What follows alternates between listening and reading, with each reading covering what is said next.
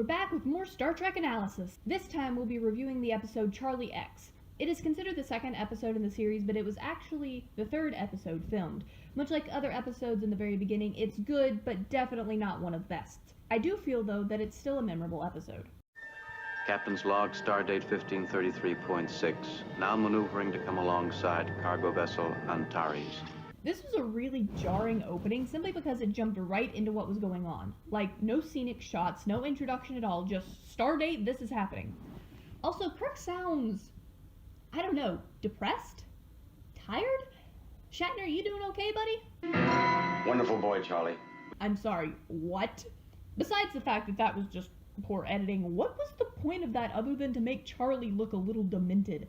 He has psychic powers, he's not insane. We felt quite honored being the one having him aboard with us. Why, it's... I honestly can't tell if them overlapping speaking was intentional or if it was just an editing mistake, but it does not help this scene in any way. This entire scene is just really awkward. I love Star Trek, but man, I forgot it took a while to really find its footing.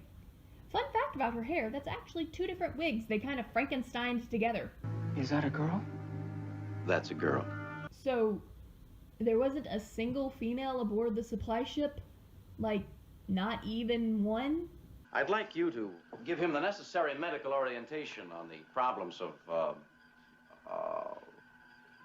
adolescence. Is Kirk asking Dr. McCoy to have the talk with Charlie? Don't you think it'd be better for a strong father image like you? He already looks up to The you, job Jim. is yours, Bo, and flattery will get you nowhere. Apparently, yes. That's an awkward conversation to have, no matter your relation to the person that doesn't know about sex. But it would be especially awkward with someone you don't really know. Besides, they are going to meet relatives. Wouldn't it be better to let them explain it to him? The ship's food concentrates would have been exhausted in a year or so. By which time he would have been eating fruits, vegetables, Probes and of faces indicate very little And infiltrated probes life. have been known to be wrong, Doctor, Mr. are you Spock. speaking scientifically or emotionally? The good doctor isn't really being emotional, though, is he? Is doubt considered an emotion?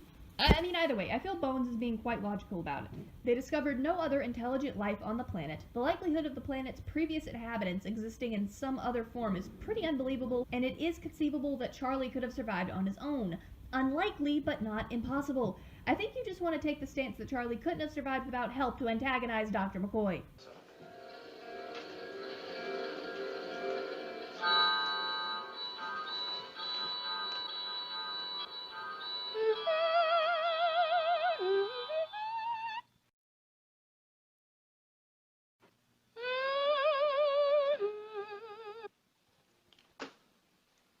I'm sorry. I did it again.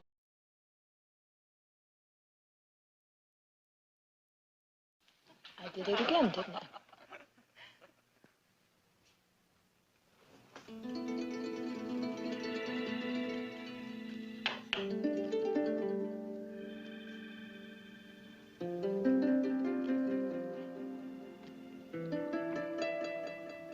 Oh, on the Starship Enterprise.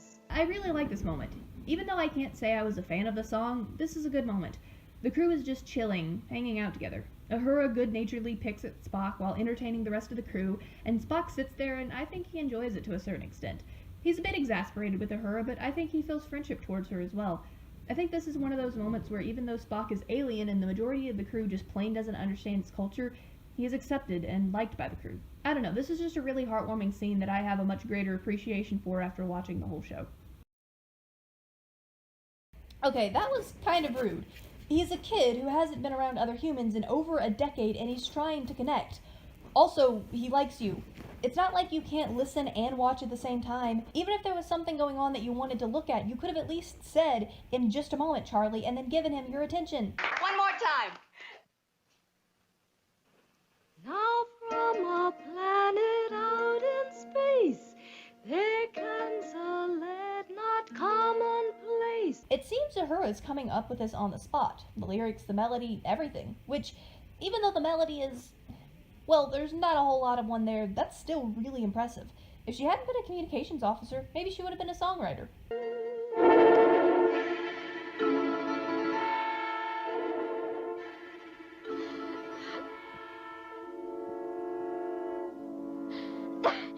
A way bigger fuss should have been made out of this, not only from Spock and Uhura themselves, but also from everyone around who was just listening to the music.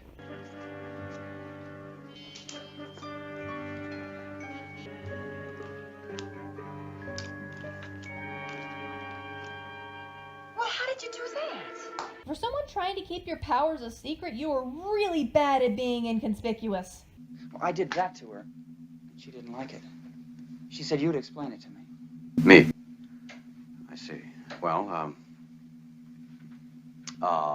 there are things you can do with a lady, Charlie, that you... well, there's no right way to hit a woman. I mean, man to man is one thing. But man and woman, it's another thing. I'm not sure why Kirk is having such a hard time here. I understand, this being a family-friendly show in the 60s, that they are limited in what they are allowed to say, but surely it is inappropriate to smack a woman on the behind would have been acceptable, and also a good message for kids. Do you understand? How in the hell could he? I barely understood. The debris is what's left of the Antares. The kid blew up a whole ship just so the transmission wouldn't go through? Jesus, kid, you could have just made the communication system on one of the ships malfunction. Also, that is some kind of power to be able to blow up a ship you can't even see that is likely light years away. I put meatloaf in the ovens. There's turkeys in there now. Real turkeys. Chief, have you... Subtlety is not your strong suit, kid.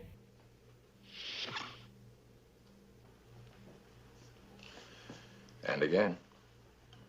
Check. I wonder if they had any actual direction for putting pieces in places, or if they were just told, move the pieces however you want, but say your lines here. And now, story time with Maya, because CBS is, Oh, Charlie. I was looking for you. I'd like you to meet Tina Lawton, Yeoman 3rd Class.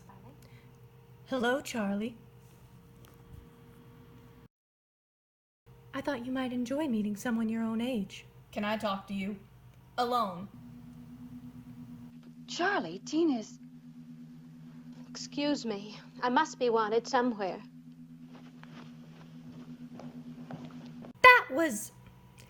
That was rude and completely uncalled for. But I don't need her. I want to talk to you. That's no excuse. Better learn that right now.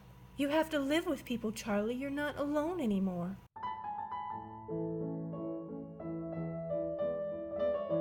Alright, so this is the thing. While Charlie definitely has some issues and has definitely behaved in some not so great ways, part of the problem is that no one has taught him. From how he talks about the Antares, that was a similar situation. This kid was supposedly alone for a decade, and then they just release him onto a ship full of other people and expect him to be able to more or less seamlessly integrate? Human interactions and what we deem as acceptable is something we spend our entire adolescence learning. Charlie had none of that, and no one, it seems, has begun trying to teach him any of that since he was first discovered. He would have never had learned concepts like self-control or how to wait for someone's attention or proper and healthy ways to express anger. All of those things are learned, and Charlie hasn't had the chance to learn them. No one has even made much of an attempt to, only trying to correct his behavior after the fact, which makes the ending all the more infuriating, in my opinion. Yes, Yeoman, I'll talk to him. I'll look into it. Because that went so well the first time. If the girl feels anything for you at all, you'll know it. Called it. Charlie, there are a million things in this universe you can have, and there are a million things you can't have. Oh dear, it just gets worse. Why does no one on this ship sit this boy down and have a nice long conversation about this is how humans work, and sometimes you get disappointed or angry or hurt and you have to learn how to handle that in a healthy way? Like they are expecting this kid to understand way too much. Ah, Shirtless Shatner, the first of many. Fun fact, Gene Roddenberry's vision of the future involved men with no chest hair. Why that particular quirk, I'm not entirely sure, but it meant that every time Shatner had a shirtless scene, he had to get shaved by the studio barber, meaning he was getting shaved a lot. I am so uncomfortable by the pants they are wearing. Seriously, did it have to be tights? Didn't they have something similar to yoga pants back then? Or just some sort of workout pants that aren't so form-fitting? Wasn't so bad, was it? Don't laugh at me. Cool off. Don't laugh at me! Subtlety is not your strong suit. The development of his fingers and toes exactly matches the present development of man's on Earth. I'm sorry, is that how you determine how similar someone is to a human? By their phalanges?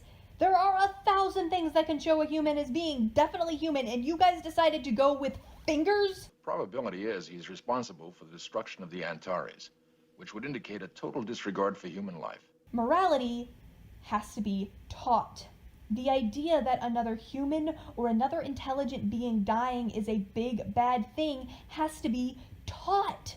If no one tells Charlie that his personal wants and desires are not more important than the life of another, he is not going to know that. That's the one thing about this episode that is just so annoying, is that they get so upset at what Charlie does. Yes, be horrified that he just made a person disappear, but you can only place so much blame on him when you haven't taught him anything about human morals or values or social interactions. We can't take him with us to Earth Colony 5. Alright, I realize the concern about taking him to a colony and how destructive he would be, and maybe that wouldn't be such a great idea, but he needs people who care about him deeply and who can dedicate the time to helping him understand. He needs family right now. It's one of the reasons he attached himself to Kirk so much. He needs a parental figure of some sort, someone to guide him and love him. Don't keep him away from his family. Jim, he'll soon reach a point where he won't back down. That's because you're coming at this all wrong. He doesn't need to be intimidated, forced to comply. He needs someone to sit him down and have an honest conversation with him, to teach him.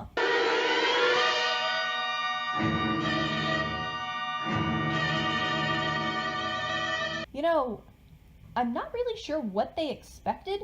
They've seen this kid display impressive talents time and time again. Did they really think that placing a force field in front of him would be enough? That he wouldn't be able to just make it go away? Oh, please. Don't let them take me. I can't live with them anymore.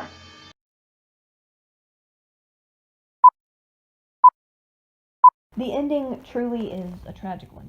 This was just a boy who wanted to be with his own kind, with people who would show him love and compassion. Sending him back really was just an act of torture, because I'm sure he felt just as out of place with the Thasians as he did with the humans. I won't claim to be an expert on autism, but the character of Charlie does resemble autism in some aspects. Socially awkward and unknowledgeable on proper ways to act, outbursts and difficulty with self-control, and the response of the crew is very similar to how people react to those on the autism spectrum today. Acting like he's broken, not able to be helped, like the tragedy is them being inconvenienced and not the uncomfortableness and anxiety that the autistic person feels, responding with anger instead of compassion. Charlie's powers would have added an element of fear that autistic people wouldn't have with the people around him, but the point still stands. And the problem wasn't that Charlie had powers or that he used them. Such powers could be quite helpful. It's that he was never taught self-control. And that's the thing about this episode. No one is willing to teach him. They were so wrapped up in the ways that he was inconveniencing them, or admittedly being a legitimate threat to him, that they never try and teach him what he needs to know. They always dance around the bush about everything and try to tell him what they want to tell him without actually telling him. He took control of the ship because he felt threatened and because he just wanted to be with his family. He just wanted love. It was when the crew started responding with anger and annoyance and fear that things started going south. And don't get me wrong, I'm not saying that the crew should have risked their lives. You should always look out for your own safety, whether you're dealing with an alien with powers or someone having a mental episode. But there is a better end for everyone involved if you try to respond to situations with understanding and compassion, if you try to explain to someone why their actions were bad or wrong instead of yelling at them that they did a bad thing. And that applies to both neurotypical and neurodivergent people. It's all right, human. It's all over now. Like hell it is. You may be able to cleanse your conscience that easily and quickly, but poor Charlie has to spend the rest of his life with a people that are nothing like him, that he can't physically interact with, and who don't love the way humans do. It would be a sad, miserable existence. He may be alive and his base needs taken care of, but it would still hardly be a life worth living, so you can understand why he was so excited to come aboard the Enterprise and why he was so desperate for them to let him stay. I didn't like this episode the first time I watched it, and I still don't like it. This was nothing but a tragedy, and it was a tragedy only because the crew of the Enterprise wasn't willing to put in the effort necessary to help Charlie transition and understand. And you know, if that was the point of the episode, that those with autism often have problems because those around them aren't willing to adapt and put in the effort needed, that would be one thing. But that is not how this episode is spun at all. Thank you everybody so much for watching. As I'm sure you can tell, I have my problems with this episode. And it's even more infuriating because it could have easily been a good message. The episode could have easily been about how people who don't easily fit in need to be handled with compassion and patience. Instead, it's all about how scared the crew is of Charlie, and about Captain Kirk repeatedly stumbling over his words. Whether someone doesn't fit in because they're neurodivergent or because they're from another culture, they need to be slowly integrated. They need to be taught how things are done. No one wakes up knowing all the intricacies of human interaction and niceties. No one is born with perfect self-control or healthy ways of coping with anger. No one is born with the realization that their personal wants and needs are not more important than the wants and needs or even lives of other people. That's something that human children are taught. You know, if you ever interact with little kids, you know that they're very selfish, but you can't really blame them for it because, you know, they're young, their brains are still developing, they haven't been taught how to think about other people yet. Charlie spent a very long time with things that are not human and therefore would not have been taught the things that humans would have been taught. Because of that, he wasn't able to easily find his place among the crew, and no one, not a single person, ever bothered to actually try explaining things to him. All they ever did was correct him after the fact, and it just left him feeling guilty and ashamed and angry at himself and at the people around him. Yeah, I have opinions on this particular episode. Anyway, if you liked this video, give it a like, maybe consider subscribing. If you want to support my channel, consider joining my Patreon. You can join for as little as $1. Thank you to my Patreon, Andrew. If you want to watch more videos, some will be appearing on the screen for you to click right now. Thank you everybody so much for watching, and I'll see you all next time. Bye now.